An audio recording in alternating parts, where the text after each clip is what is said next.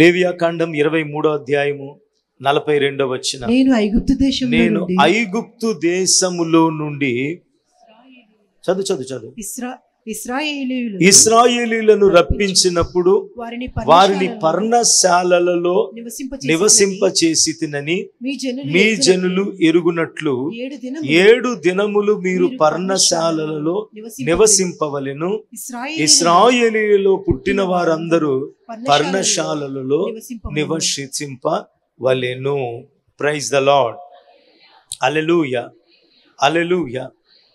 ప్రియమైన దేవుని బిడ్డలారా, అక్కడ ఏం చేయాలి? 39వ వచనం చూస్తే 7వ నెల 15వ దినమున మీరు భూపంటను కూర్చుకుని 7 దినములు యెహోవాకు పండుగను ఆచరించాలి. జాగ్రత్తగా వినండి.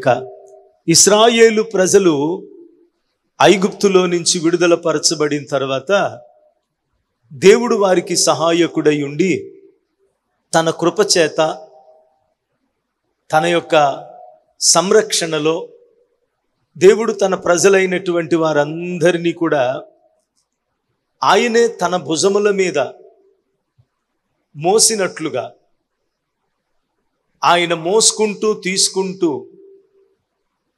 ఐగుప్తులో నుంచి వాగ్దాన దేశములోనికి దేవుడు తోడుకుని నడిపించుకుంటూ వెళ్తున్నారు. ఈ వెళుతున్నటువంటి ప్రయాణంలో ఐగుప్తు దాస్యములో నుంచి మొట్టమొదట సంఘం దేవుని చేత పిలువబడింది. బాగా వినండి. ఐగుప్తు అనంటే లోకానికి సాదృశ్యం. ఫరో అంటే సాతానుడికి సాదృశ్యం. ఫరో అనబడిన సాతానుడి యొక్క కబంధ హస్తాలలో నలిగిపోతున్న మగ్గిపోతున్న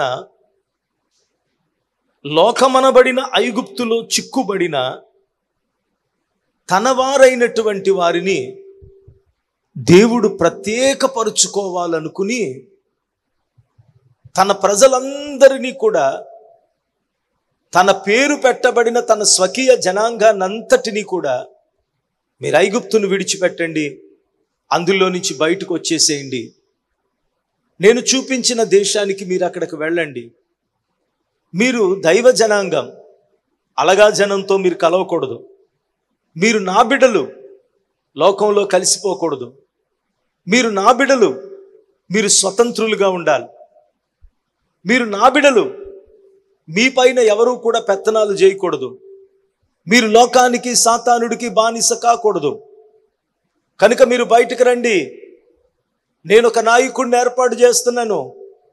మోషే, ఇదిగో ఈ ప్రజలైన ఇశ్రాయేలీలందరినీ కూడా తీసుకుని నేను వాగ్దానం చేసిన వాగ్దత్త దేశానికి నువ్వు తీసుకుని వెళ్ళు. దీని దూరం 40 రోజులు ప్రయాణం చేసేటంత దూరం. నువ్వు ఫరో దగ్గరికి వెళ్ళి మాట్లాడు, ఇదిగో దేవుడు తన ప్రజలైన వారిని పిలుస్తున్నాడు, వారందరినీ కూడా ఇక్కడి నుంచి దేవుడు విమోచించి ఆయన వాగ్దానం చేసిన దేశములో ఒక ఉత్సవం చేయడానికి ఆయన తోడుకుని వెళ్ళమంటున్నాడు. అందుకొరకు మేము 3 దినాలు అక్కడ పండగ చేయాలి, తన ప్రజలైనటువంటి వారిని దేవుడు పంపించమన్నాడని చెప్పి మోషేను ఫరో దగ్గరికి పంపిస్తాడు. ఫరో అంటాడు, ఎవడయ్యా యెహోవా, నేనెందుకు పంపించాలి? ఆయన్ని పంపించడం నేనెందుకు పంపించాలి? నేను పంపించను, యెహోవా ఎవరో నాకు తెలీదు అని మాట్లాడతాడు. అప్పుడు దేవా, అతను తెలియదు అంటున్నాడని అడిగితే, తెలిసొచ్చేలాగా నేను చేస్తాను, నేను చెప్పినది నువ్వు చేయి, చెప్పినది నువ్వు చేయి, చేస్తే గనక అతనే తెలిసి వస్తుంది. నేను కొన్ని మహిమలను ఇస్తున్నాను, ఆ మహిమలను చేస్తాడు, చేసినప్పుడు అతని మనసు కరుగుతుంది, అతనే మిమ్మల్ని ఉంచుకోవడం అపాయం అనుకుని మిమ్మల్ని పంపించేలాగా నేను చేస్తాను, నువ్వు కంగారు పడకు మోషే అన్నాడు. వెళ్ళిన తర్వాత అద్భుతాలను చేశాడు, దేవుని బిడ్డల సూచక క్రియలను చేశాడు, ఇక వాళ్ళను విడిపించారు, వాళ్ళని తీసుకుని వెళ్ళాడు. వినండి ప్రియులరా, ఐగుప్తు లోకానికి సాదృశ్యం, ఫరో సాతానుడికి సాదృశ్యం, వెళ్ళబోతున్నటువంటి పాలు తేనెలు ప్రవహించే కనాను పరలోకానికి సాదృశ్యం. ఐగుప్తులో నుంచి విడుదల పరచబడినటువంటి ఇశ్రాయేలీలు సంఘానికి సాదృశ్యం. సంఘమనగా ఎవరని బైబిల్ చెప్తుంది? సంఘమనగా క్రీస్తు ప్రభువారి యొక్క స్వరక్తము చేత సంపాదించబడినటువంటి వ్యక్తుల యొక్క సముదాయాన్ని దేవుడు సంఘము అని పిలిచాడు. మీకు తెలుసా, సంఘం అనే మాట ఎక్లేషియా అనే పదంలో నుంచి వచ్చింది. ఈ ఎక్లేషియా అనే పదానికి అర్థం ఏంటో తెలుసా? పిలవబడిన వారు అని అర్థం. ఇప్పుడు సంఘమైన మనందరం ఎవరమో తెలుసా? పిలవబడిన వారమే. ఈ ప్రథమ సంఘమైనటువంటి ఈ ఇశ్రాయేలీయులు ఎవరో తెలుసా? పిలవబడినటువంటి వారు. పిలిచిన వాడెవరు? యెహోవా దేవుడు. ఎక్కడి నుంచి పిలిచాడు? ఐగుప్తనబడిన లోకంలో నుంచి పిలిచాడు. ఎక్కడికి తీసుకువెళ్ళడానికి పిలిచాడు? పరమపురమైన కనానుకు తీసుకువెళ్ళడానికి పిలిచాడు. యాత్రలో నడిపిస్తూ ఉన్నాడు. యాత్రలో కొంచెం ఆలస్యమైన 40 దినాలది 40 సంవత్సరాలు పట్టిన దేవుడు వారికి తోడుగా ఉండి వారిని నడిపించుకుంటూ వెళుతున్నాడు. ఈ ప్రాచీనమైనటువంటి ప్రథమ సంఘమైనటువంటి ఐగుప్తులో నుంచి విడుదల పరచబడిన ఇశ్రాయేలీల సముదాయమైనటువంటి సంఘములో నుంచి ప్రియులరా, దేవుడు ఈ నవీన సంఘమైనటువంటి క్రీస్తు రక్తము కింద విమోచించబడి పిలవబడినటువంటి మనందరినీ కూడా పిలుచుకున్నటువంటి ఈ సంఘం కూడా ప్రాచీన సంఘానికి నమూనా అయి ఉంది. దేవుని రాజ్యములో చేరడానికి దేవుడు చేర్చుకునే సంఘానికి గుర్తుగా ఉంది. కనుక సంఘం అంటే ఇది సామాన్యమైనది కాదు. సంఘం అంటే ఆకతాయితనంగా ఎవరో వచ్చి పెట్టేసేది కాదు. సంఘం అంటే దేవుని బిడ్డలారా ఎవరో వచ్చి కూర్చుని కాలక్షేపం చేసేది కాదు. సంఘం అనేది ఒక ప్రత్యేకమైనటువంటి నిర్దిష్టమైనటువంటి దైవికమైనటువంటి ప్రణాళికలో ఆ సంఘాన్ని గురించిన దేవుని యొక్క పిలుపు ఉండాలి, దేవుని యొక్క ముద్ర ఉండాలి, దేవుని యొక్క దర్శనం ఉండాలి. అందుకొరకు దేవుడు ఏర్పరిచిన దాసుడై ఉండాలి. అందుకొరకు దేవుడు సిద్ధపరుచుకున్న ఆ సంఘము కొరకు నిర్ణయించబడినటువంటి బిడలు ఉండాలి. వారితో దేవుడు తన సంఘాన్ని నడిపించుకుని ఆ సంఘాన్ని తీసుకుని పరలోకానికి వెళ్ళడానికి దేవుడు ఏర్పరచుకున్న దాసునికి అప్పగించిన మంద విషయమై దేవుడు ప్రధాన కాపరిగా ఉంటాడు. కాపరిగా ఉండి కాపరిని బలపరిచి తన మందలకు ఎలాంటి ఆహారం పెట్టాలో, ఎలాగ పోషించాలో ఆయనను అక్కడ ఉంచి సమస్తాన్ని కూడా దేవుడు ప్రధాన కాపరి అయిన వాడు ఆయన గమనించుకుంటూ పరీక్షించుకుంటూ తన సూచనలు సలహాలు ఇస్తూ ఆయన చేయవలసినటువంటి దైవిక ధర్మ పరిచర్యలను దేవుడు జరిగించుకుంటూ ఆయనే తన సంఘాన్ని నడిపించుకుంటూ ఉంటాడు. స్తోత్రం చెల్లించండి. కనుక సంఘములో ఉండడం అంటే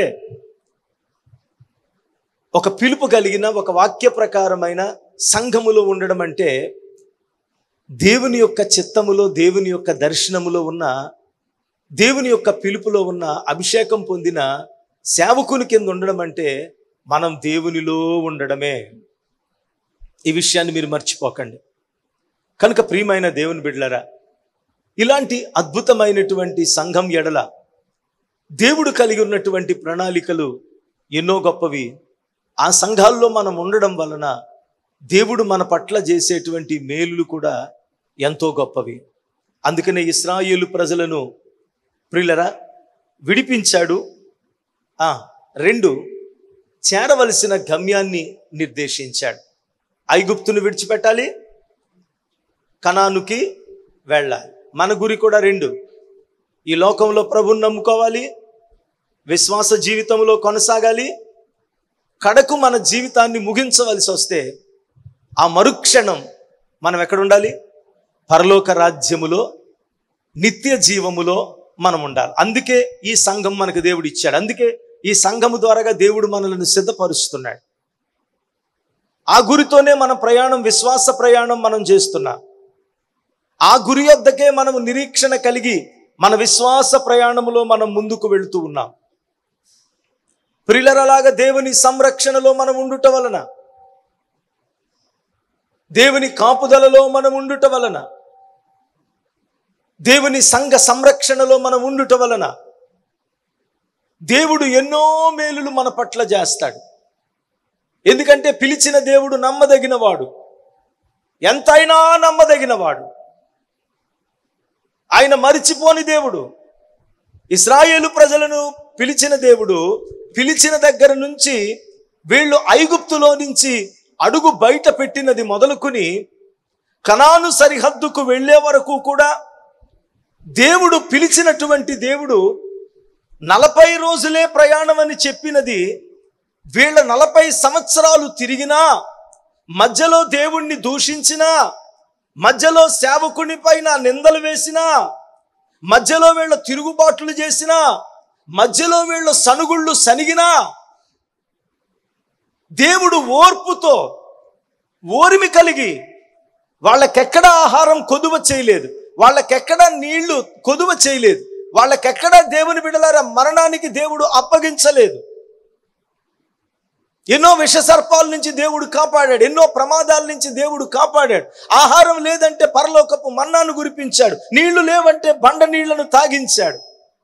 వాళ్ళ పాత బట్టలు పాతగిలనివ్వలేదు, వాళ్ళ నూనె ఆరిపోనివ్వలేదు, వాళ్ళ చెప్పులు అరిగిపోనివ్వలేదు. ఇంకా ద్రోహులై ఇంకా ఇంకా ఆయన సహనాన్ని పరీక్షించి ఇంకా ఇంకా ఇంకా ఇంకా వాళ్ళు రెచ్చిపోయి సణిగి ఆఖరికి దేవుడిక ఏమీ చేయలేని పరిస్థితిలో ప్రియులరా సంహారకుని చేత వాళ్ళు నశించిపోయారు తప్ప చివరి వరకు కూడా దేవుడు ఎంతో సహనంగా క్షమిస్తూ కాని మాటలు, కాని నిందలు, లేని వార్తలు, చిన్న చిన్న వాటికి అలగడం, చిన్న చిన్న వాటికి సనగడం, ఇలాంటివి ఎన్నో చేసిన దేవుడు ఓర్పుతో సహనముతో వారిని నడిపించుకుంటూనే వచ్చాడు. ప్రియులరా మళ్ళీ చెప్తున్నాను, నీ విశ్వాస యాత్రలో నువ్వు దేవుని సంఘములోనికి వచ్చావు, దేవుడు నిన్ను పిలిస్తే వచ్చావు. నీ సంఘములో నిలబడిన సేవకుడు నీ కొరకు నీకు ఆత్మీయ తండ్రిగా ఉండడానికి అనాది కాలములోనే తల్లి గర్భములోనే ఆయన రూపొందించబడక ముందు ఆయనది కాని ఈ ప్రాంతానికి దేవుడు తీసుకొని వచ్చి ఇక్కడ దేవుని బిడ్డలారా ఆయన చిత్తము చొప్పున పరిచర్యను ప్రారంభించి ఇక్కడ ఎవరెవరు ఎక్కడ ఏ ప్రాంతాల నుంచి వచ్చారో వాళ్ళని ఈ సంఘం కొరకు దేవుడు నిర్ణయించి ఆయన పిలుపునిచ్చి ఆయన దర్శనాన్నిచ్చి తన కృప ద్వారాగా, అప్పుడు ఈ మాధ్యమాలేమీ లేవు, టీవీ లేవు, ఇక్కడ పరిచర్య ప్రారంభించిన నాటికి అప్పుడు టీవీలు లేవు, అప్పుడు సెల్ ఫోన్లు కూడా లేవు.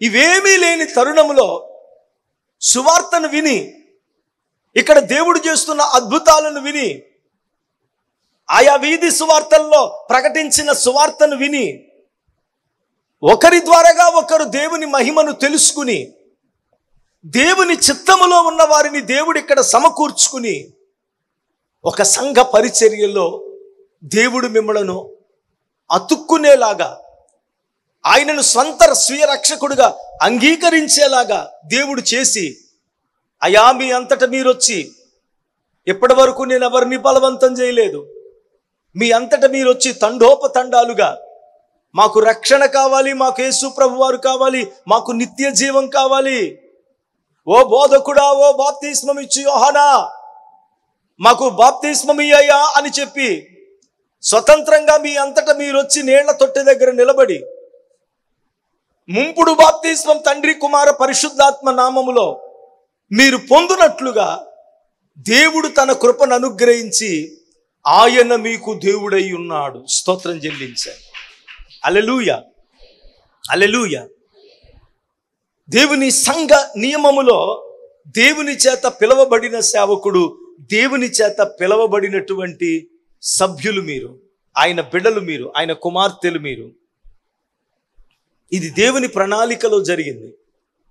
అలాగ జరిగించబడి సంఘములో చేర్చబడిన ప్రతి బిడ్డ, మళ్ళీ చెప్తున్నాను, సంఘ సభ్యత్వం అంటే ఏంటో తెలుసా?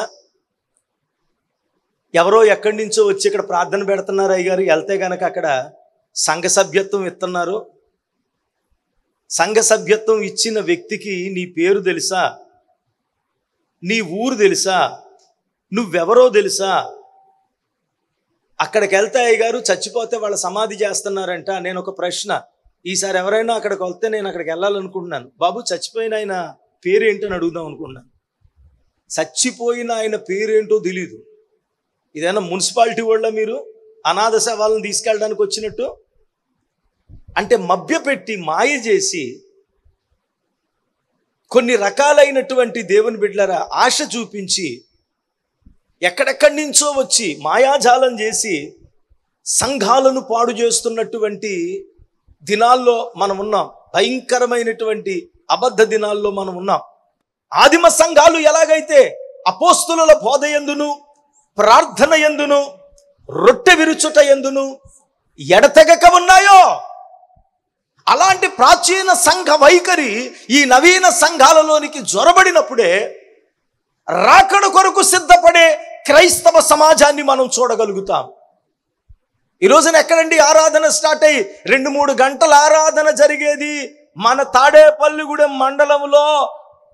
ఇంకా చెప్పాలంటే ఆంధ్ర రాష్ట్రంలో జరిగే ఆరాధన ఎక్కడైనా ఉందా అని వివేచించండి. పొద్దున్న వెళ్ళి సాయంత్రం వెళ్ళేది, లేదా యూట్యూబ్లో వచ్చేటువంటి లైవ్ మెసేజ్ల్లో 3 గంటల ప్రసంగాన్ని చెప్పే బోధకుడు కానీ వినే సంఘం కానీ ఉన్నారేమో చెప్పండి.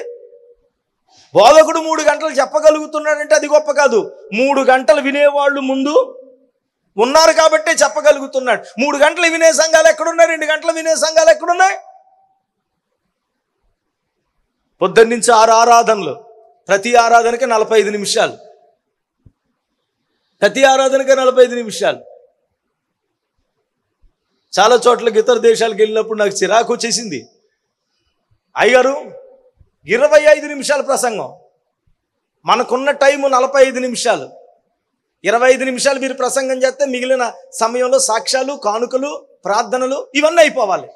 ఈ 45 నిమిషాల తర్వాత మళ్ళీ ఇంకొక ఆరాధన స్టార్ట్ అవుద్ది. ఇక్కడ తెలుగు ఆరాధన అయిందా, తమిళ ఆరాధన అవుతుంది, తర్వాత మళ్ళీ ఇంగ్లీష్ ఆరాధన అవుద్ది. 45 నిమిషాలు ఏంటి? 25 నిమిషాల్లో నా ఉపోద్ఘాతమే అవదు.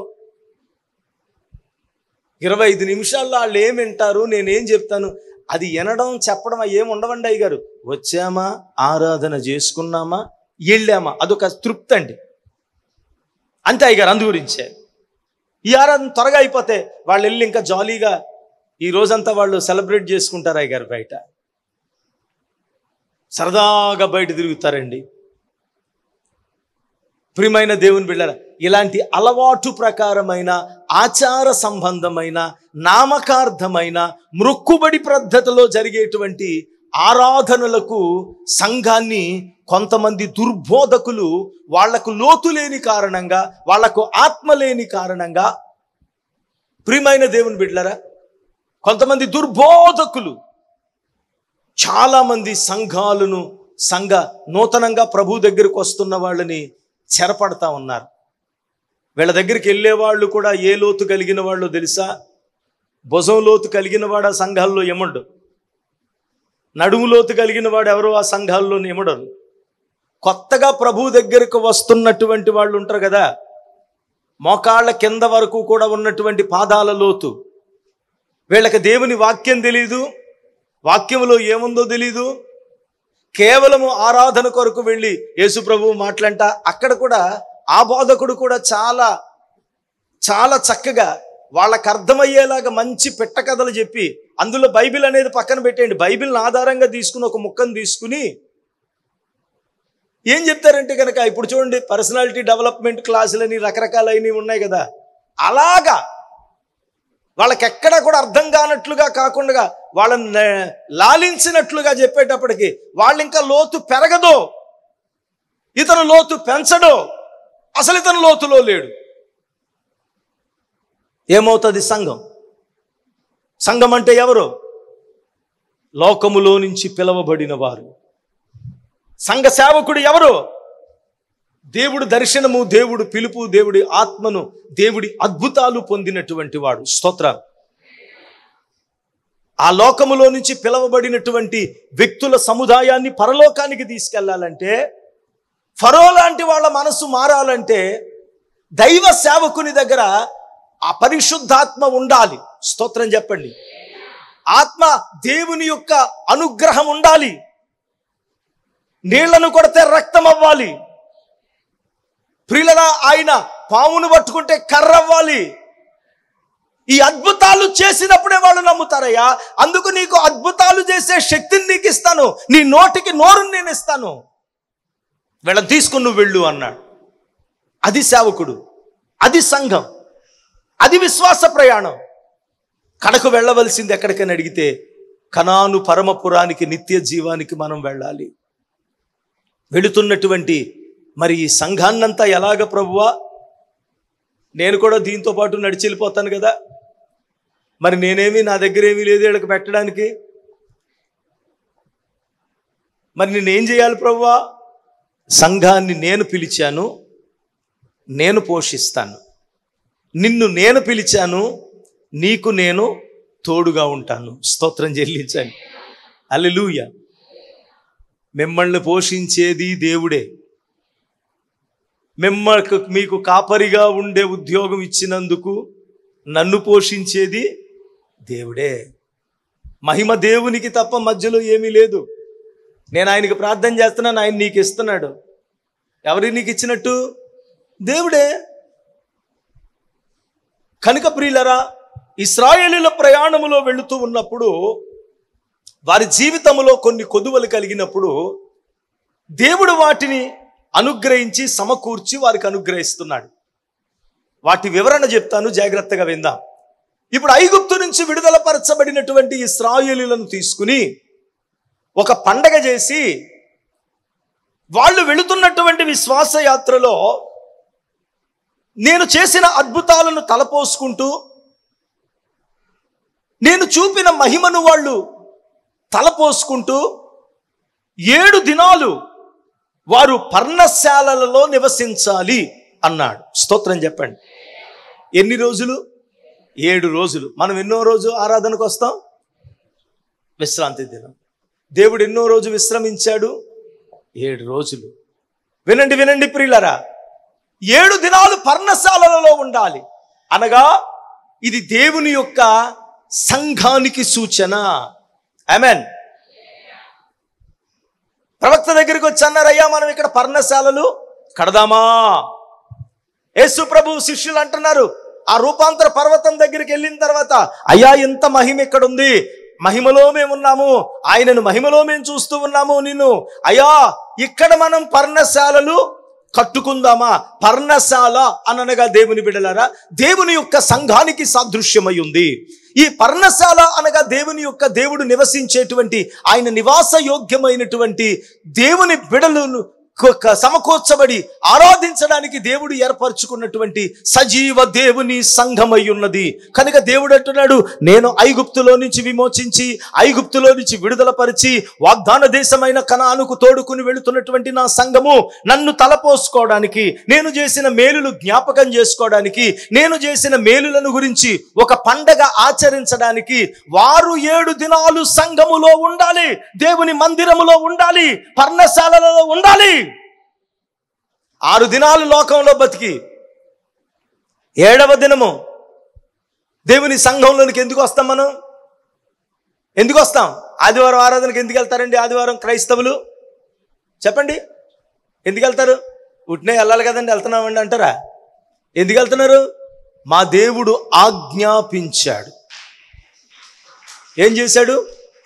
ఆయన ఆచరించాడు, మాకు ఆజ్ఞాపించాడు. స్తోత్రం చెప్పండి. ఏంటది? ఆయన ఆచరించాడు, మాకు ఆజ్ఞాపించాడు. దేవుడు ఆజ్ఞాపించినది ఏది కూడా ఆయన ఆచరించనిది కాదు. ఇలాంటి దేవుడు ప్రపంచంలో ఎవ్వరూ లేరు. భక్తులారా చెప్పినది చెయ్యండి అంటారు తప్ప, యేసుక్రీస్తు ప్రభు వారిని అడిగితే ఆయన ఏమంటాడు తెలుసా? భక్తులారా, జల్లలారా అండవు.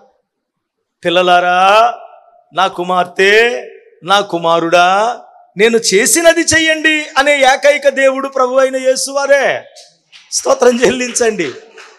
నేను చేసినది చేయండి అని చెప్పే దమ్మున్న ఏకైక దేవుడు ప్రభు అయిన యేసుక్రీస్తు వారు ఒక్కడే. అందుకే ప్రియులరా, ఆయన సమస్తాన్ని జరిగించి ఆయన 33.5 సంవత్సరాలలో 3.5 సంవత్సరాల పరిచర్య బాల్యములోనే నాజీరుగా అర్పించబడినటువంటి వాడు. ఆయన ఇంకా పసిబాలుడుగా ఉండగానే ఆయనను దేవాలయంలోనికి తీసుకువెళ్ళెను. ప్రభువుని గురించి రాయబడినటువంటి మాట, ఆయన దేవుని దయలోను మనుష్యుల దయలోను వర్ధిల్లుచూ ఉండెను అని వాక్యం సెలవిస్తుంది. కొంతమంది అంటారు, మాకు దేవుని దయ ఉంటే చాలండి, మనుషుల దయలో మేము ఉండమండి.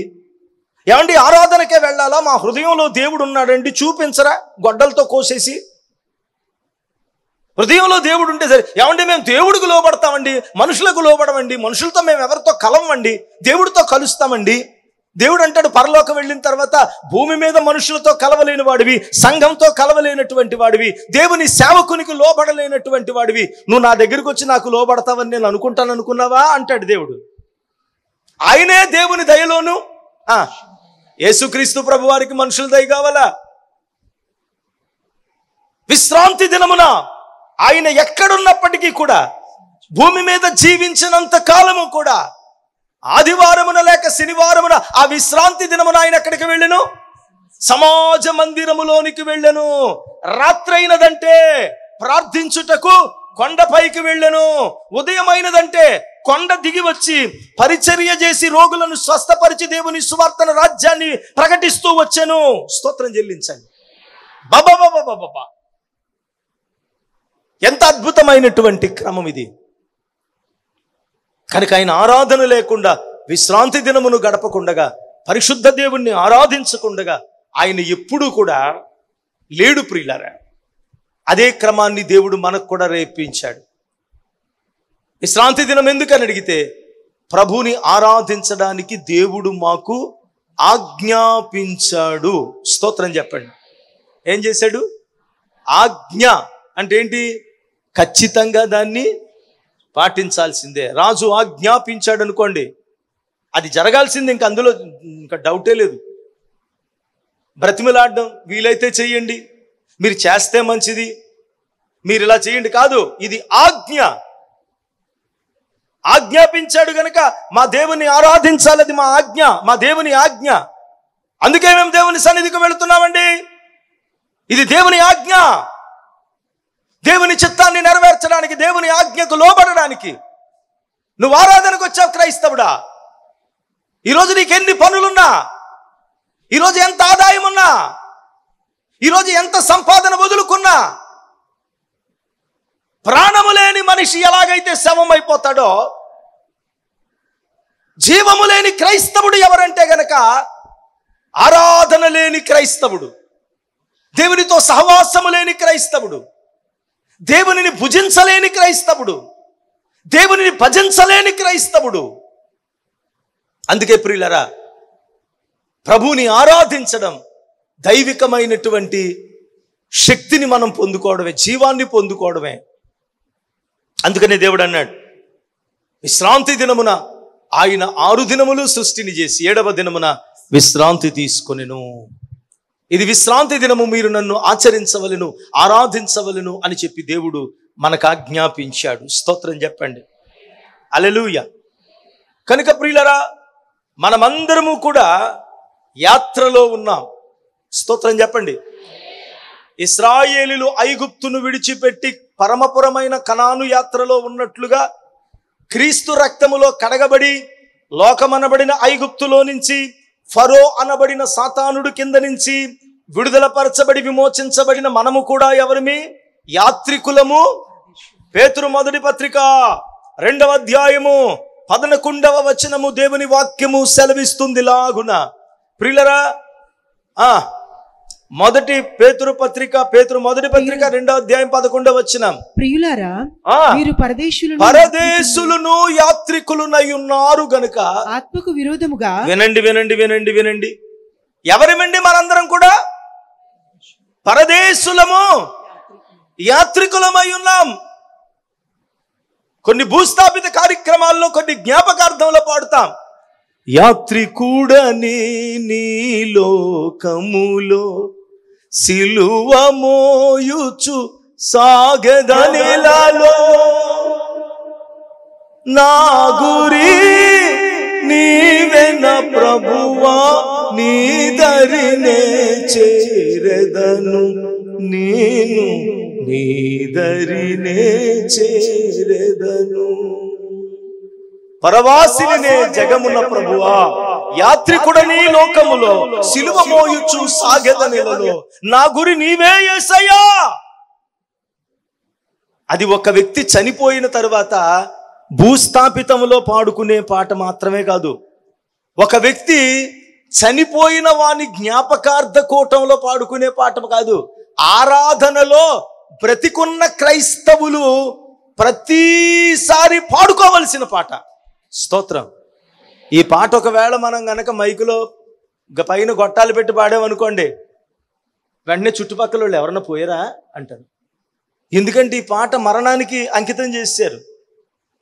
యాత్రికుడనే నీ లోకములో సిలువ మోయుచు సాగెదనెలలో, పరవాసిని నే జగమున ప్రభ. సచ్చినోడికి ఎందుకు? అతను చచ్చిపోయాడు కదా, అతనికి ఎందుకు? అతను వింటాడా?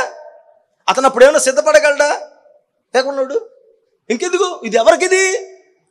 బతికుండి ఆ మరణ ద్వారము గుండా ప్రవేశించబోతున్నటువంటి వారికి మేలుకొలుపు పాటిది. స్తోత్రం చెప్పండి. హల్లెలూయా. ఒకవేళ కుటుంబారాధనలో నలుగురు కూర్చున్నప్పుడు పాట పాడుకుందాం అన్నప్పుడు ఈ రాత్రి పరవాసిని నే జగమున ప్రభువా అని పాడండి. ఇంట్లో వాళ్ళు అంటారు, హే తు తు తు తు తు తు, ఆ పాట తీసేవండి నువ్వు అంటే. పాట పాడితే ఇది పాట కదా అంటే అలాగ అయిపోయింది మన పరిస్థితి. ఎలాంటి పాట తీసేవండి నువ్వు? ఏమో ఈ పాట పాడింది మమ్మీ, ఏంటో ఈ పాట పాడండి అన్న, ఏమొద్దు ఏంటో మా ఇంట్లో ఎవరు లేచిపోతారు. పాట పాడితే లేచిపోతారా? అలాగైతే మొత్తం ప్రపంచం అంతటిగా పాట పాడేస్తాను నేను. ఈ పాట పాడానంటే అశుభమా? ఈ పాట పాడితే కనుక అవేదన. ఇవన్నీ వదిలేసి చెవులు మూసుకుపోయినోడి దగ్గరికి వెళ్ళి ఈ పాట పాడేస్తావు. విననోడి దగ్గరికి వెళ్ళి, బిగుసుకుపోయినోడి దగ్గరికి వెళ్ళి పాట పాడుతావు. ఈ పాట నీకు నాయనా, ఈ పాట మనకి నాయనా, ఈ పాట మన ఆరాధనకి నాయనా. స్తోత్రం చెప్పండి. కనుక ప్రియులారా, దేవుని వాక్యం చెబుతుంది మనము యాత్రికులము. ప్రతిరోజు లేవగానే ఉదయాన్ని పాట పాడుకో. యూట్యూబ్లో లేకపోతే ఆ ట్యూబ్లో, ఏ ట్యూబ్లో చూసినా మనం వినే పాటలు ఎలాగుంటాయి తెలుసా? ఈ పాట వింటుంటే ఒళ్ళు కదిలిపోద్ది.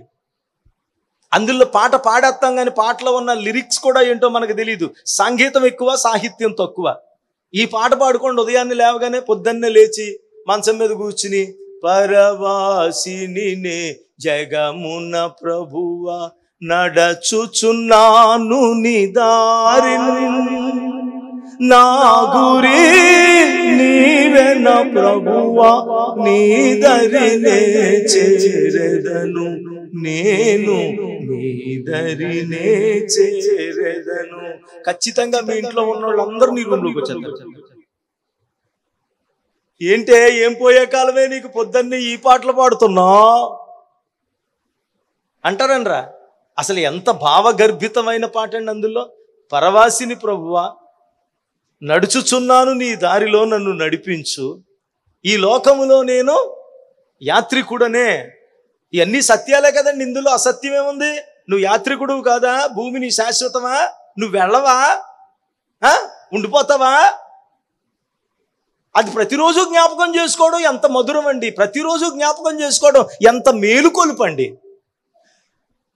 ప్రియులారా, అందుకనే దేవుడు అంటాడు, మనందరమును యాత్రికులము, పరదేశులమై ఉన్నాము. ఈ యాత్రలో, ఈ పరలోకపు ప్రయాణములో పరవాసులమైనటువంటి, పరదేశులమైనటువంటి మనకు, సంఘములో చేర్చబడినటువంటి మనకు ప్రభువే కాపరిగా ఉండి, ప్రభువే ప్రధాన కాపరిగా ఉండి, తన కృపలతో మనలను నింపి, దేవుడు మనకు అవసరమైనటువంటి ప్రతి ఒక్క అక్కర ఆయనే తీర్చువాడై ఉన్నాడు. ఈ సత్యాన్ని మీరు గ్రహించండి. ఒకటి, ఇశ్రాయేలుల ప్రయాణములో వెళుతూ ఉన్నప్పుడు వాళ్ళకు ప్రధానంగా కొదువైనది ఏంటని అడిగితే తినడానికి ఆహారము కొదువైంది. అప్పుడు వీళ్ళు అన్నారు, మమ్మల్ని ఎందుకయ్యా ఇక్కడికి తీసుకొచ్చి చంపుతున్నావు?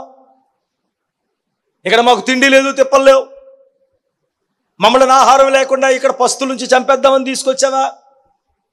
ఏంటి మోషే, ఏంటి మాట్లాడకుండా ఉంటావా? ఎవరిని? సేవకుడు. మీకు ఏదైనా కొదువైంది అనుకో నా మీద అరవకండి అమ్మ, పశువుణ్ణి, బలహీనుణ్ణి. చెప్పండి, మీరు ప్రార్థన చేశారు, మాకేం అవుతలేదు ఏంటి? అమ్మ నేను ప్రార్థన చేశాను, పోస్ట్ మ్యాన్ని, ఉత్తరం రాసావు, నేను వేసాను.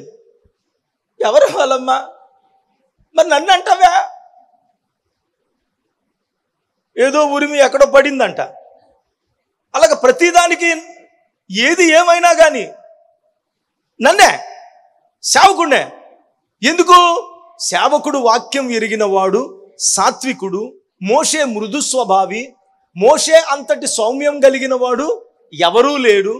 ఏమన్నా వాక్యం ఎరిగినోడు గనక మళ్ళీ తిరిగి చెప్పలేడు.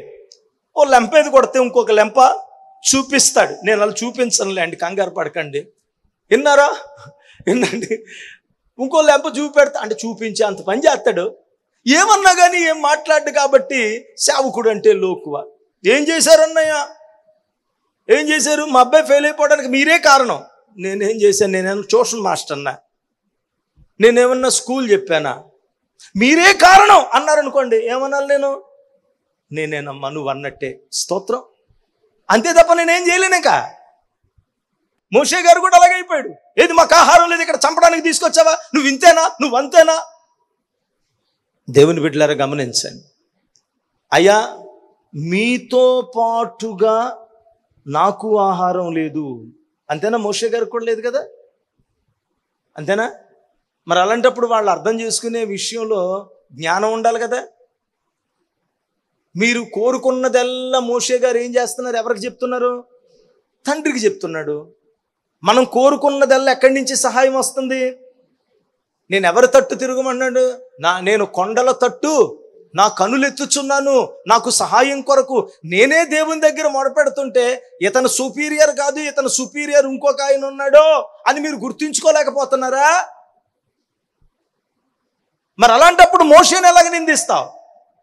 ఆహారము లేదు, అయ్యా మాకు ఆహారం కావాలని ప్రభు దగ్గర మొరపెట్టనాలి కానీ మాకు ఆహారం లేదు, మమ్మల్ని చంపడానికి తీసుకొచ్చావా, మమ్మల్ని పస్తులు ఉంచుతావా, ఇలాంటి నానా రకాలైన మాటలు మాట్లాడుతున్నారు. అప్పుడు ప్రియులరా, దేవుడు వారి మొరను ఆలకించాడు, వాళ్ళ ప్రార్థనను విన్నాడు, వాళ్ళ కన్నీటిని చూచాడు. నిర్గమాకాండం 16వ అధ్యాయం 35వ వచనాన్ని చదువుకుందాం. ఇశ్రాయేలీయులు నివసించవలసిన దేశమునకు తాము వచ్చు 40 ఏండ్లు మన్నానే తినుచుండిరి. ప్రైజ్ ద లార్డ్, హల్లెలూయా. వారు కనాను దేశపు పొలిమేరలు చేరు వరకు మన్నాను తినిరి. గట్టిగా చప్పట్లు కొట్టండి. ఎన్ని సంవత్సరాలండి? చెప్పండి, ఎన్ని సంవత్సరాలు? ప్రియులరా, యేసుక్రీస్తు ప్రభువారు పెట్టిన ఈ పథకం ఏంటి? పనికి ఆహార పథకమా? కాదు, పని పాట లేని వాళ్ళకి ఆహార పథకం. స్తోత్రం చెప్పండి. ఇదేం ఆహార పథకం? పని పాట ఏమీ లేదు, వండుకో అక్కర్లేదు, కూరగాయలు కోసుకో అక్కర్లేదు, పండించక్కర్లేదు, ఏం అక్కర్లేదు. ప్రతిరోజు ఉదయాన్నే పడుతుంది. వినండి, ఎప్పుడు? ప్రతిరోజు ఎర్లీ మార్నింగ్ నూనూగు మంచు వలె తెల్లని కణాలుగా, కొత్తిమీర గింజల్లాగా, మంచులాగా కురుస్తుంది. ఏంటది? మన్నా. స్తోత్రం చెప్పండి. ఇప్పుడు ఇశ్రాయేలు ప్రజలందరూ ఏం చేయాలి తెలుసా? వాకిళ్లలోనికి వెళ్ళి పొద్దున్నే వెళ్ళి ఏం చేయాలి? ఆకాశము నుంచి కురిసిన మన్నాను పోగు చేసుకోవాలి. Praise the Lord. ఎంత బాగుందండి. దాన్ని వండక్కర్లేదు, దాన్ని కడగక్కర్లేదు, దాన్ని ఏమి చేయక్కర్లేదు, డైరెక్ట్గా తినడమే. అయ్యగారు బాగుంటుందా? ఎంత బాగుంటుంది చెప్పనా? రొట్టె తేనె కలిపి మీరు ఎప్పుడైనా తిన్నారా? నీ ముఖం, నీకెక్కడ తేనె దొరుకుతుంది? పంచదార పానకం, అది బెల్లపు పాకం. ఒరిజినల్ పుట్ట తేనె. పుట్ట తేనె అలాగ తీస్తే ఆ తేనెలో నుంచి బ్రెడ్ని అలా ముంచుకుని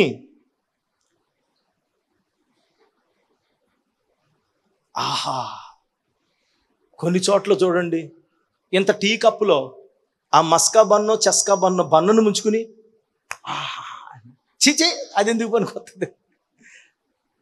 రొట్టె తేనె కలిపి తినేటువంటి అపూపమైన రుచి. స్తోత్రం చెల్లించండి. అలాంటి రుచికరమైన మన్నా ఎప్పుడు కురుస్తుంది? ప్రతిరోజు ఉదయాన్నే ఫ్రెష్గా కురుస్తుంది. స్తోత్రం చెల్లించండి. హల్లెలూయా. కురిసింది కదని కక్కుర్తితో ఎక్కువ పోగేసుకోకూడదు. మనకు ఊరికనే వస్తే అయ్యి బాబోయ్ ఫెనాయిల్ కూడా తాగేస్తారంట. అవునా? ఉచితంగా వచ్చిందని అనుకోండి, ఇంట్లో తక్కువ తింటా, పెళ్లిలో ఎక్కువ తింటా. అందుకే దేవుని బిడ్డలారా, ఇక్కడ మన్నాను కురిపించిన దేవుడు మన్నాను అనుగ్రహించి అన్నాడు, ఈ మన్నాను భుజించండి, ఏ రోజుకు ఆ రోజు పోగు చేసుకోండి, మరుసటి రోజుకి అది పని చేయదు అన్నాడు. పొద్దున్నే లేచి అందరూ కూడా ఎప్పటికప్పుడు పోగు చేసుకుని ఎంత పోగు చేసుకున్నారో అంత మాత్రం వాళ్ళు తినడం మొదలుపెట్టారు. స్తోత్రం చెప్పండి. హల్లెలూయా. యెహెజ్కేలు గ్రంథములో దేవుడు మనకు కూడా ప్రస్తుత నవీన సంఘానికి ఒక మన్నా ఇచ్చాడు. యెహెజ్కేలు గ్రంథం 3వ అధ్యాయం 3వ వచనం, నరపుత్రుడా, నేను ఇచ్చుచున్న ఈ గ్రంథమును ఆహారముగా తీసుకుని దానితో నీ కడుపు నింపుకొనుమని నాతో సెలవీయగా నేను దానిని భక్షించి తిని అది నా నోటికి తేనె వలె మధురముగా ఉండెను. Praise the Lord. హల్లెలూయా. ప్రియులారా, ఇశ్రాయేలీయుల యాత్రలో కొదువైన ఆహారలేమిని భర్తీ చేయడానికి దేవుడి వారికి భూసంబంధమైన ఉళ్ళెకాళ్ల పులుసుకు బదులుగా భూసంబంధమైనటువంటి భూమి మీద పండేటువంటి శాఖధాన్యాదులు కానీ మాంసకృతులు కానీ భూసంబంధమైనటువంటి ఆహారానికి ప్రతిగా పండించనిది, వండనిది, ఆరోగ్యమైనది, పైనుంచి కురిచే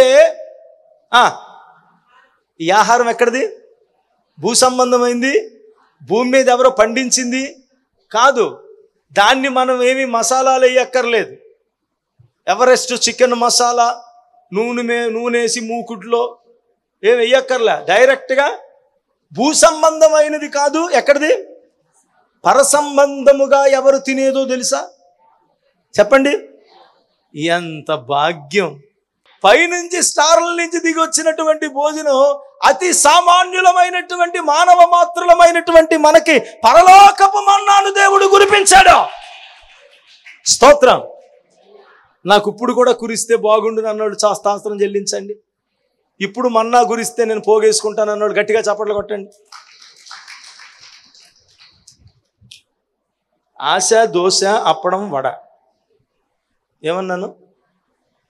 దోశ అంటే నీదే కదా, అందుకే నవ్వుతున్నావా? ఆశ, దోశ మంచిదే. ఎందుకంటే ఇప్పుడు కూడా కురిస్తే అన్నయ్య, నిజంగా చెప్తే నమ్మరు అన్నయ్య, నేను ఎక్కువ దిక్కలు అయిపోయినట్లు అని కక్కుకునేటట్లుగా తెగ తినేస్తాను అన్నయ్య.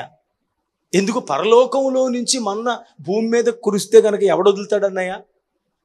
నిజమే, దేవుడు నమ్మదగినవాడు. స్తోత్రం చెప్పండి. ఎంతైనా ఆయన అలనాడు ఐగుప్తు అనబడిన లోకములో నుంచి విడుదల పరచబడిన తన ప్రజలైనటువంటి ఇశ్రాయేలీయులను వాగ్దత్త దేశమైనటువంటి కనానుకు నడిపిస్తూ దేవుని బిడ్డల ప్రయాణ మార్గములో వాళ్ళకు కలిగినటువంటి ఆహారలేమిని బట్టి పరలోకములో నుంచి మన్నాను ఎలాగ కురిపించాడో, ఇప్పుడు లోకములో నుంచి వేరుపరుచుకుని సంఘముగా మనలను పిలిచినటువంటి దేవుడు మనలను కూడా పోషించడానికి మనుషుడు రొట్టె వలన కాదు, దేవుని నోటి మాట వలన జీవించునన్న మాట ప్రకారముగా నరపుత్రుడా, నేనిచ్చు ఈ గ్రంథమును భుజించుము. ఇప్పుడు కూడా మనకు అలాంటి మన్నానే ఇచ్చాడు. ఈ మన్నా ఏంటో తెలుసా? చెప్పండి. వాక్యాహారమును దేవుడు మనకిచ్చాడు. దీనిని తిను, దీనిని విను, దీని ప్రకారం జీవించు. ఈ మన్నా వలననే ఆత్మీయులు బతుకుతారు. మనుషులు శారీరకమైనటువంటి భోజనం వల్ల బతుకుతారు. ఆత్మ సంబంధమైన వారు అసలు ఎంత ఆనందంగా ఉన్నదో నాకు ఇప్పుడు. వాక్యం ప్రకటిస్తుంటేనే ఇంత ఆనందం ఉంటే, వాక్యం వింటుంటే, అలా వాక్యాన్ని పట్టుకుంటే, వాక్యం చదివితే, వాక్యం వింటుంటే ఏం ఆనందం అండి అసలు. అది కడుపు నిండిపోద్ది.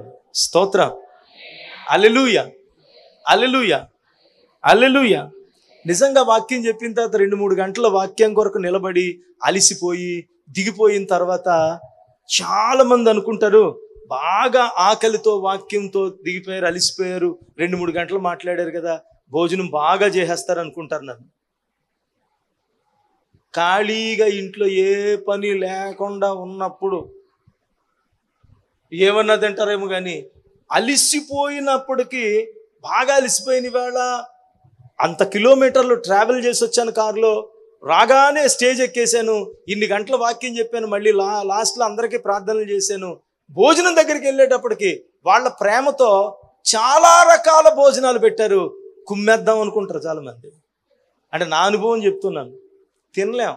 నాకు అనిపిస్తుంది ఏంటి ఎక్కువ అలిసిపోయాను కదా, ఎక్కువ అలిసిపోయాను, ఎక్కువ సేపు నిలబడ్డాను, ఎక్కువసేపు ప్రయాణం చేశాను, ఇంతసేపు మాట్లాడాను, ఇన్ని రకాలు పెట్టారు, ఎందుకు తినలేకపోతున్నానంటే ఆల్రెడీ కడుపు నిండిపోయింది. దేంతో చెప్పండి, దేంతో? అదే తెలియదు రహస్యం. దేవుని యొక్క వాక్యము చేత మనము తృప్తిపరచబడతాం. Praise the lord. అందుకే దేవుడు కూడా నరపుత్రుడా నేనిచ్చు ఈ గ్రంథమును భుజించుము, అది తేనె కంటెను, జుంటె తేనె దారల కంటెను మధురమైనది. Praise the lord. ఆదియందు వాక్యమై ఉన్నటువంటి దేవుడు కృపా సత్య సంపూర్ణుడుగా శరీరము దాల్చి మన మధ్యకు వచ్చి ప్రభు నిలబడ్డాడు. ఆయన ఉన్నంత కాలం ఆయన ప్రబోధనలతో లోకాన్ని సిద్ధపరిచాడు. ఆయన వెళ్ళిపోయిన తర్వాత సదాకాలము మీతో కూడా ఉంటానన్న దేవుడు ఆయన శరీర రూపముగా లేడు గాని అక్షరముగా, వాక్యముగా, శబ్దముగా మనతో ఉన్నాడు. ఈ వాక్యం ఆయనే, ఈ శబ్దం ఆయనే, ఈ అక్షర సత్యము ఆయనే. దీన్ని విని విడిచిపెట్టొద్దు, బోధించి అనుసరించడం మానుకో. ఈ వాక్యాన్ని భుజించినప్పుడు ఆహారం మన శరీరంలో ఏమైపోద్ది?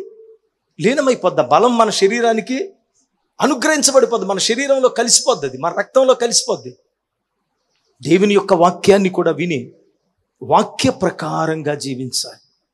ఈ రోజున సంఘం ఎక్కడ తప్పిపోతుంది? వాక్యాన్ని వినడానికి విపరీతమైన ఆసక్తి చాలా మందికి.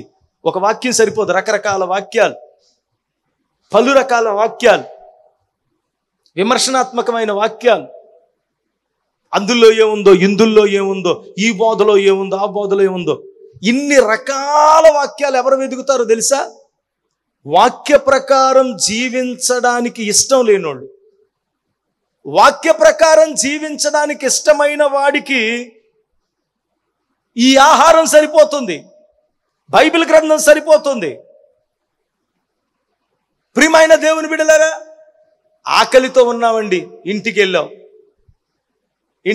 చికెన్ అనుకున్నావు, లేదు మజ్జిగన్నం ఉంది, గబగబా తృప్తిగా తింటామా లేదా? ఫినిష్ అయిపోయింది, తృప్తిగా తినేస్తాం. ఎందుకు? నీలో ఆకలి ఉంది కాబట్టి. నీకు ఆకలి లేదు, నిన్ను తీసుకెళ్ళి దేవుని బిడ్డలారా ఒక మంచి బుఫే డిన్నర్లో పెట్టారు. అక్కడ అన్ని రకాలు ఉన్నాయి. ఏం తింటావు? అన్నీ కెలుకుతావు కానీ ఏం తినవు. ఎందుకు? ఆకలి. తినేవాడికి ఏమంటారు తెలుసు చాలా మందికి? అన్న నాకు చాలా గ్యాస్ట్రిక్ అన్నా, అసిడిటీ అన్నా, అబ్బో నాకు చాలా ఎక్కువ అన్నా. మరి ఏం చెప్పారమ్మా? అందుకే నా బ్యాగ్లో ఎప్పుడూ కూడాను ఒక పెద్ద బిస్కెట్ ప్యాకెట్ తెచ్చుకుంటాను, నా బ్యాగ్లో ఎప్పుడూ కూడాను ఒక 2 అట్టిపళ్ళు తెచ్చుకుంటాను. ఏమ్మా అని అడిగితే మీరేమనుకోకుండా నా వాక్యం చెబుతున్నప్పుడు కూడా గమ్మునే నా టైంకి తినేయకపోతే గ్యాస్ పెరిగిపోద్దన్నా, అది హెచ్పి గ్యాస్ కంటే ఎక్కువైపోతుందన్నా. అందుకని ఏం చేయాలంటే డాక్టర్ ఏం చెప్పాడంట? ఆకలి అయినప్పుడు ఏదో ఒక గడ్డి ముందు కడుపులో పడే, ఖాళీ కడుపుతో ఉండకూడదు అన్నాడంట. అందుకని ఏదో పడేస్తుంది, ఆ గ్యాస్ట్రిక్ కొంచెం సర్దవుతుంది. ఆత్మీయ ఆకలి ఉన్నప్పుడు, ఆత్మీయ దప్పిక ఉన్నప్పుడు దేవుని బిడ్డలారా, ఆ దప్పిక యొక్క విలువ తెలిసిన వాడికి, ఆ దప్పికను తీర్చుకోవాలని ఆశ కలిగిన వాడికి ఆ దప్పిక తీర్చేదానికంటే విలువైనది ఏది కూడా ఉండదు. మీరే ఎడారిలో ఉన్నారు, ఎడారిలో వెళ్ళిపోతున్నారు. ఎడారుల్లో వెళుతున్నప్పుడు ఎక్కడ సెలయేర్లు ఉండవు, ఎక్కడ నీళ్లు ఉండవు, ఎంత దూరం ప్రయాణం చేసినా నీళ్లు ఉండవు, పైనంతా ఎండ, చెట్లు ఉండవు. విపరీతమైన ఎడారిలో ఆ ఎండలో ఒంటెల మీద అలా వెళ్ళిపోతా ఉన్నప్పుడు దేవుని బిడ్డలారా, ఇక దప్పిక తాగడానికి నీళ్లు లేనప్పుడు దేవుని బిడ్డలారా అలా పడిపోయావు. ఎక్కడికన్నా వెళ్ళి తాగుదామంటే చుట్టుపక్కల ఎక్కడ నీళ్లు దొరకవు అన్నప్పుడు పక్కనోడు ఎవడో వచ్చి ఒక మంచి రోల్స్ రాయిస్ కార్ అక్కడ పెట్టాడు. ఇంకొకడు వచ్చాడు, అక్కడ మణుగుల కొద్దీ బంగారం పెట్టాడు.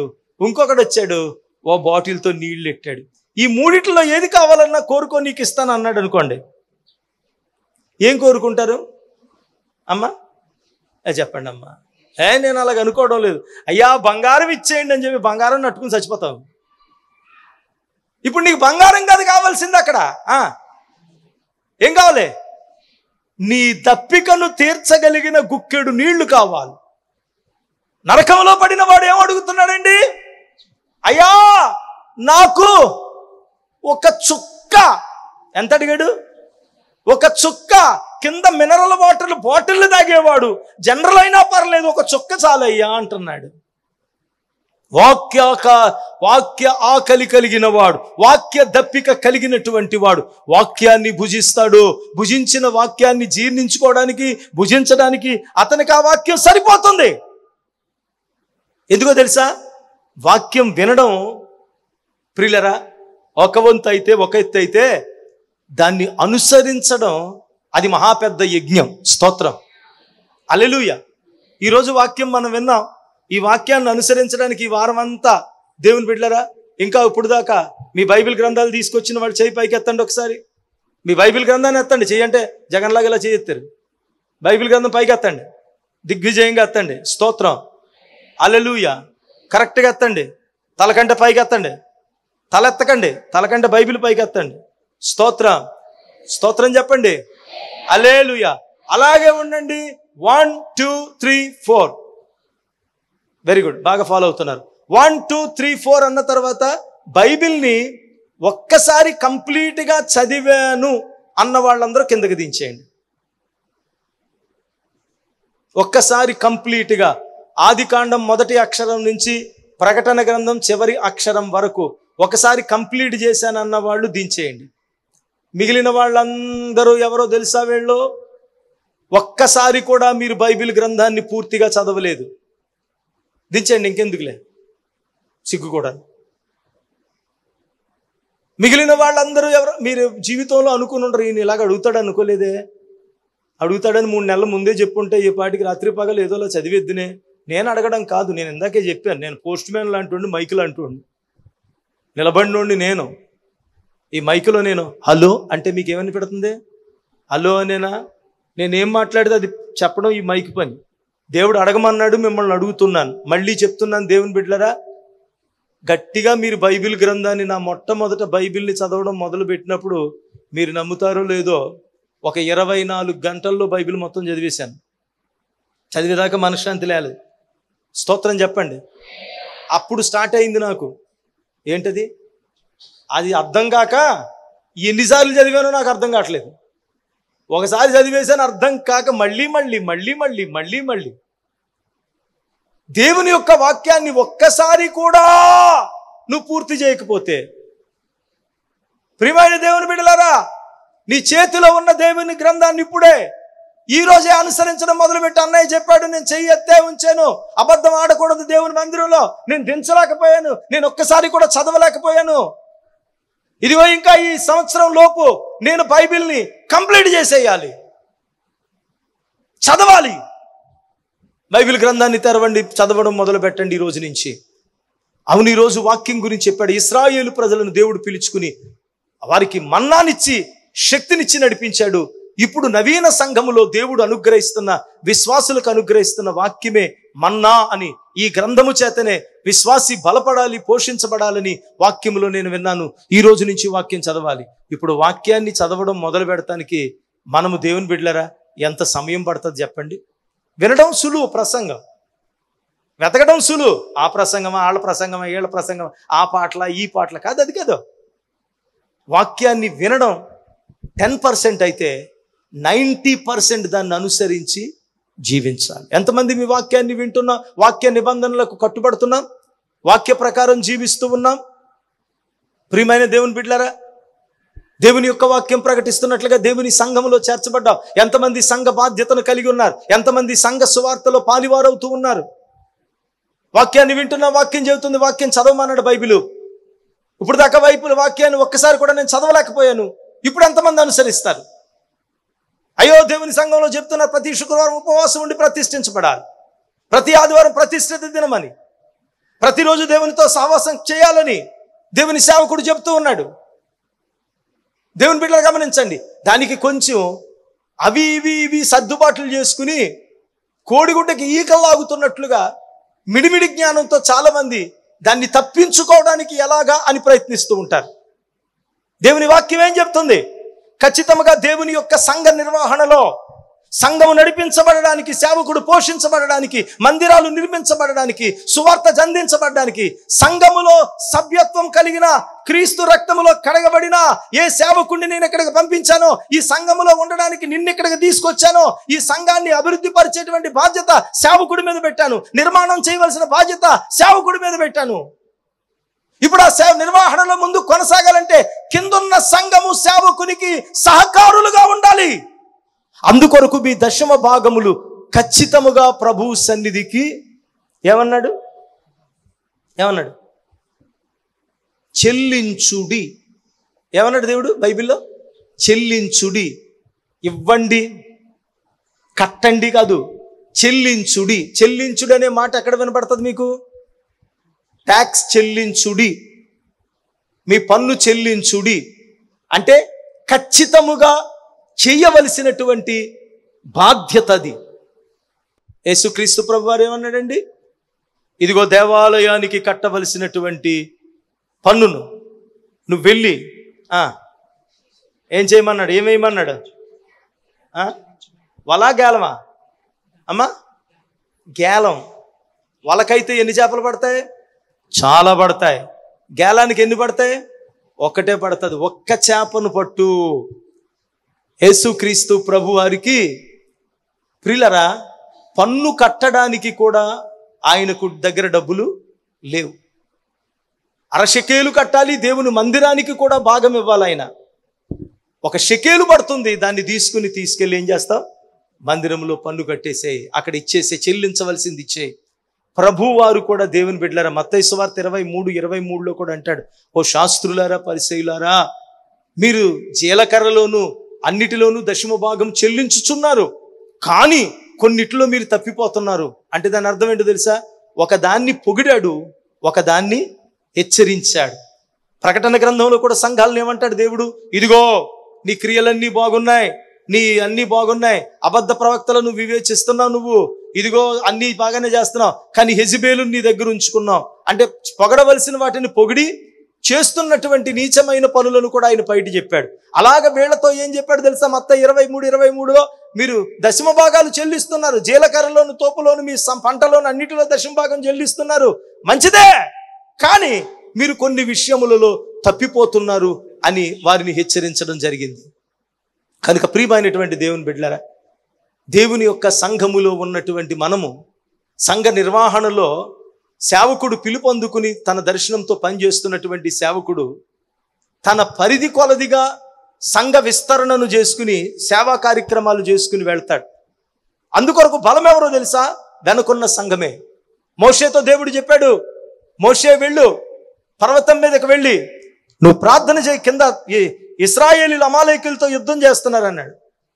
కింద ఇశ్రాయేలీయులు అమాలేకులతో యుద్ధం చేస్తున్నప్పుడు మోషే చేతులు పైకెత్తి ప్రార్థన చేస్తున్నాడు. చేతులు బరువెక్కిపోయినాయి, కిందకి దించేశాడు. కింద ఇశ్రాయేలీయులు ఓడిపోతున్నారు. అంటే కింద ఇశ్రాయేలీయులు గెలవాలంటే దైవజనుడు చేతులు పైకెత్తాలి. ఆయన చేతులు పైకెత్తే ఉంచడానికి ఆయన కూడా మానవ మాత్రుడే కదా. ప్రజలకు ఆశీర్వాదం వస్తుంది సువార్త వల్ల, ప్రజలకు దీవెన కలుగుతుంది ఆరాధన వల్ల, ప్రజలకు మేలు కలుగుతుంది. ఈ పరిచర్య జరగాలంటే సేవకుడు చేతులు, సేవకుడి యొక్క స్తోమత ఏ పాటిది. అందుకనే ప్రియులారా, దేవుడు అన్నాడు, అహరోను హోరు వచ్చారు, అయ్యా దైవజనుడా నువ్వు చేతులు ఎత్తయ్యా. దైవజనుడు రోజు వచ్చి సువార్త చెప్పి అలిసిపోతున్నాడండి. అందరూ ప్రార్థన చేయించుకుంటున్నారు, బాబాయ్ సీయూ అని చెప్తున్నారు.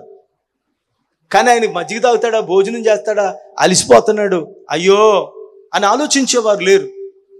అది దేవుని యొక్క నిబంధన, దేవుడు చెప్పిన ఆజ్ఞ. అందుకే మీరు ఎక్కువ విత్తినా తక్కువ పండుతుంది. దేవుని బిడ్డ, దేవుని దగ్గర మానవుడు దొంగిలించొచ్చా? మీరెంత సంపాదించినా చిల్లు చేసి సంచిలో వేసినట్లుగా పరులు పాలైపోతుంది. ఎందుకో తెలుసా? నువ్వు మా దేవుని దగ్గరే దొంగిలిస్తున్న వ్యక్తివి అంటాడు. కనుక వాక్యాన్ని వినడం కాదు, వాక్యాన్ని మన జీవితంలో అనుసరించడం ప్రారంభించాలి. వాక్యాన్ని మన జీవితంలో నెరవేర్పులోనికి తీసుకురావడానికి మనం ప్రయత్నించాలి. అప్పుడే మన జీవితాల్లో ఫలింపు, అప్పుడే మన జీవితాల్లో ఆశీర్వాదం కలుగుతుంది. మళ్ళీ జ్ఞాపకం చేస్తున్నాను ప్రియులరా, పర్ణశాలలలో తన ప్రజలను 7 దినాలు సమకూర్చి దేవుడు చేసిన అద్భుతాలను వారికి వివరించు. ఇలా దేవుడు చాలా గుర్తులు చెప్పాడు. యోర్దాను దాటినప్పుడు ఆ నడుమలో నుంచి 12 రాళ్ళు తీసుకుని అక్కడ కుప్పగా వెయ్యి అన్నాడు దేవుడు. ఈయనంటాడు ఎందుకు అని అన్నాడు. ఎందుకు అని అంటే, ఆ కుప్ప దగ్గరికి వెళ్ళినప్పుడు ఈ రాళ్ల కుప్ప ఏంటని అడిగారు అనుకో, మా పితరులైనటువంటి వారు ఈ సముద్ర మార్గములో వెళుతున్నప్పుడు దేవుడు పాయలు చేసినప్పుడు ఆ నడుమలో నుంచి తీయబడిన రాళ్ళివని జ్ఞాపకార్థంగా ఉండాలి అన్నాడు దేవుడు. ఇప్పుడు ప్రభు బల్ల తీసుకునేటప్పుడు దేవుడు ఏమన్నాడు? నన్ను జ్ఞాపకము చేసుకొనుటకే. ఇప్పుడు 7 రోజులు పర్ణశాలల్లో ఉంచి ఏం జ్ఞాపకం చేస్తావు తెలుసా? నేను చేసిన అద్భుతాలు జ్ఞాపకం చేయి అంటే, ఇప్పుడు పర్ణశాలలో ఉన్న సంఘం ఎవరో తెలుసా? నువ్వే, మనమే. ఎక్కడి నుంచి వచ్చాం? లోకంలో నుంచి. ఎవరి కింద నుంచి వచ్చాం? ఫరో సాతానుడి కింద నుంచి. ఎవరు తీసుకొచ్చారు? ఎవరు పిలిచారు? దేవుడు. ఎవరి ద్వారా నడిపించాడు? సేవకుడి ద్వారాగా. ఎక్కడికి వెళ్తున్నాం? నిత్య రాజ్యం కొరకు, నిత్య జీవం కొరకు వెళుతున్న మనకి ఏం కొదువు ఉంది? ఆహారం కొదువు ఉంది. మనల్ని బలపరిచి సిద్ధపరచడానికి, ఆత్మీయంగా బలాభివృద్ధిని కలిగి చేయడానికి ఆయన మనకిస్తున్న ఆహారం ఏంటి? భూ సంబంధమైంది కాదు, పర సంబంధమైంది. ఏదా ఆహారము? దేవుని యొక్క వాక్యం. ఈ వాక్యము చేత పోషించబడాలి, వాక్యము చేత తృప్తిపరచబడాలి, వాక్యము చేత మనం సిద్ధపరచబడాలి.